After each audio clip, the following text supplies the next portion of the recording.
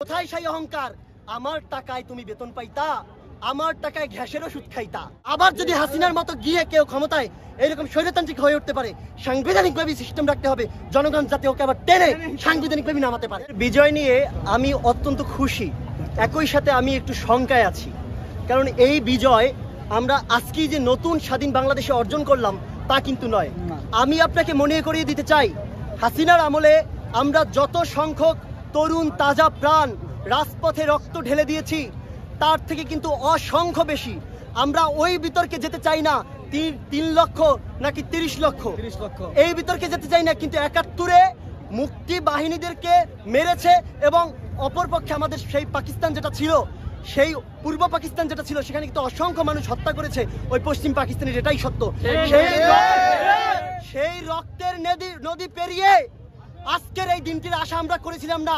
আমরা চেয়েছিলাম আমাদের বাংলাদেশকে আরো সুন্দরভাবে আরো আগেই করতে, কিন্তু পারি নাই। কেন পারি নাই?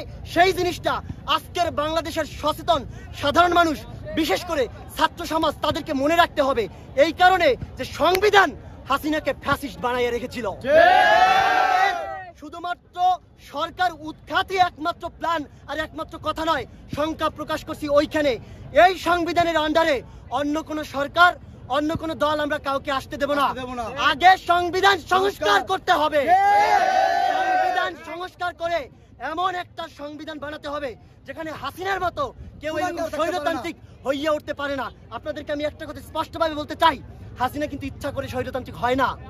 আপনি দেখবেন কলকাতার দিকে তাকান, সেখানে নরেন্দ্র মোদী ক্ষমতায়, কিন্তু কলকাতার নরেন্দ্র মোদী ওর বিজেপি শাসিত চিন্তা ভাবনা দিয়ে বাংলাদেশের মানুষকে যেভাবে নির্যাতন করেছিল, কিন্তু মমতা বন্দ্যোপাধ্যায় কিন্তু আমাদের পক্ষে দাঁড়াইতেন।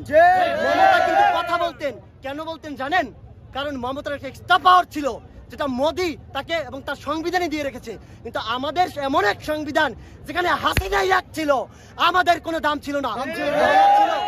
একদিন নাকি আমরা নাকি জনগণ সংসদের মালিক, এই সংসদের মালিক নাকি আমরা নাকি ভোট দিয়ে সরকারকে আনি। কিন্তু দেখেন, একবার এই কুলাঙ্গার হাসিনা আসার পরে আমরা কি ওকে বলতে পারি আমার অধিকার, আমার কথা, আমি যেটা বলতে চাই সেটা বলতে দিচ্ছ না, তুমি ক্ষমতা থেকে চলে যাও? আগামীর বাংলাদেশে যেই সরকার গঠন হবে, জনগণকে এমন শক্তি দিয়ে রাখতে হবে যাতে সে রিকল করতে পারে।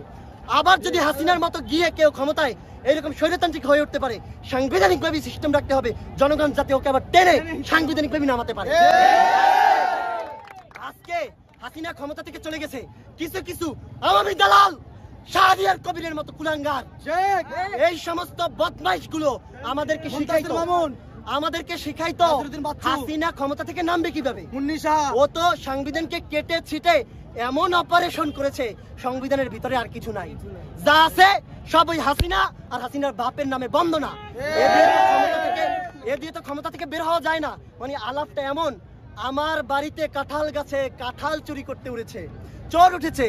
সব যখন বাড়ির লোক সহ গিয়ে সেখানে ঘেরাও হলাম, কাঁঠাল গাছের নিচে চোর বলে, ভাই উঠেছি তো ভালো কথা, নামবো কিভাবে? তুই উঠছিলি কিভাবে? এটা কিন্তু আসলেই সত্য, নামার কোনো পথ নেই। আমাদের দেশের কোন সরকার পরবর্তীতে আসার পর যদি স্বৈরতান্ত্রিক হয়ে উঠে, অবশ্যই তাকে জনগণ যাতে সাংবিধানিকভাবে নামাতে পারে সেই ব্যবস্থাটা থাকতে হবে। আরেকটি বিষয় আমি বলতে চাই, আমাদের আজকের এই নতুন স্বাধীন বাংলাদেশের সংকট, আজকে এই দেশ স্বাধীন করেছে কারা? তরুণ প্রজন্ম। এই হাসিনাকে কারা ঝাঁটাই খাটাইছে? তরুণ প্রজন্ম তো। আমরা শোনেন, আমি বলি 2018 সালে আমরা বলেছিলাম এদেশে 4,82,00,000 যুবক আছে, এর মধ্যে প্রায় 1 কোটির মতো গ্রাজুয়েশন কমপ্লিট, তাদের চাকরি নাই। ওই যুবকরাই কিন্তু এদেরকে হটাইছে, কোন রাজনৈতিক দল নয়। আমি বলতে চাচ্ছি না রাজনৈতিক দলের কোনো অবদান নাই, অবশ্যই তাদের অবদান আছে, কিন্তু নেতৃত্ব দিয়েছে এদেশের কিশোর, তরুণ, যুবক। আমি আপনাদের ঐতিহাসিকভাবে এই ঘটনাকে কানেক্ট করাইতে চাই। এই যে আপনার আবু জেহেলের নাম আপনারা সবাই জানেন না? এই আবু জাহেলকে ঘ্যাচ খতম করে দিয়েছিল দুটো কিশোর। এই মাওলানা সাহেব জানেন না আপনি? আজকে সেই ঘটনার পুনরাবৃত্তি হয়েছে। স্বৈরাচারকে 18 সাল থেকে 14 সালের পর থেকে প্রেস ক্লাব, শাহবাগ, সব জায়গায় দাঁড়িয়ে আমরা বোঝাতে চেয়েছি এই দেশ আমাদের, তোমরা অপরের হাতে তুলে দিও না, বিদেশিদের স্বার্থ রক্ষা করো না, অপরের দেশের করিডোর দিয়ে রেল আমাদের দেশের ট্রানজিট নামে চালাইও না, আমাদের দেশের স্বার্থ বিকাইয়া দিও না। কথা শুনে নাই, কোথায় তোমাদের সেই অহংকার?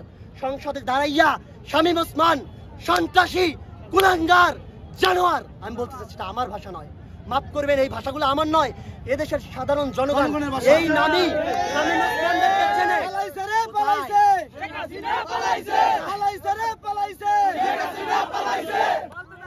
আমি বলতে চাই আজকে তাদের অহংকার কোথায়? কোথায় সেই অহংকার? আমার টাকায় তুমি বেতন পাইতা, আমার টাকায় গ্যাসের ওষুধ খাইতা, আমার টাকায় কি বলবো ইরেজার ব্যবহার কইরা দাড়ি চুল শেভ করতা, সেই আমার বিরুদ্ধে বন্দুক তাক। সেই আমি 1 টাকা দিয়ে যদি একটা চকলেট কিনি সেটা দিয়ে তোমরা ভ্যাট নিতা। সেই তেলের দাম আপনি দেখবেন, দ্রব্যমূল্যের যে কি ঊর্ধ্বগতি, সেই টাকা দিয়ে বুলেট কিনে আবু সাইদকে হত্যা করেছো। আবু সাইদকে, আজকে আবু সাইদের জায়গায় আপনি আমি ভাই যে কেউ থাকতে পারতাম। আজকে আবু সাইদের শুধু আত্মা নয়, ওই আয়না ঘরে বসে যাদেরকে হত্যা করেছো তাদের আত্মা আজকে আল্লাহর কাছে তাকিয়ে হাহা করে হাসে।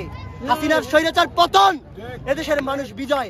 আমি আপনাকে যে বিষয়টা বলতে চাইছিলাম সেটা হচ্ছে এই তরুণ যুবক সমাজদেরকে কিভাবে চাকরি দিয়ে, তাদেরকে কর্মসংস্থান দিয়ে বাংলাদেশ পুনরায় আবার রিফর্ম করতে হবে, বাংলাদেশকে মাথা উঁচু করে মর্যাদার সহকারে পৃথিবীতে দাঁড়াবে সেই ব্যবস্থা করতে হবে। হেলাফেলা নয়, আর হেলাফেলা নয়। এখন বাংলাদেশ এমন ভাবে গঠন করতে হবে যাতে ওই প্রাচ্য মানে পশ্চাত্য থেকে ওই পশ্চিমারা ইউরোপিয়ান কান্ট্রি বলে না, হাসিনা বলতো না এত উন্নয়ন করেছি, আমাকে মানুষ জিজ্ঞেস করে কি এমন ম্যাজিক আপনার কাছে আছে? ম্যাজিক দেখছো? ম্যাজিক দেখাইছে জনগণ। আমি বলতে চাই সত্যিকার অর্থেই আমাদের সেই অবস্থা দেখিয়ে দিতে হবে যে এক ম্যাজিক্যাল পরিবর্তন, সেই পরিবর্তনের অবশ্যই অগ্রসেনানী পাহারাদার হিসেবে থাকতে হবে আমাদের দেশের তরুণ যুবক জনতা, যাতে অন্য কেউ বাংলাদেশের স্বার্থকে অন্য কোনো বিদেশ, কি আমেরিকা, কি ইন্ডিয়া, কি চায়না, কারো কাছে যেন বিক্রি না করে দেয়।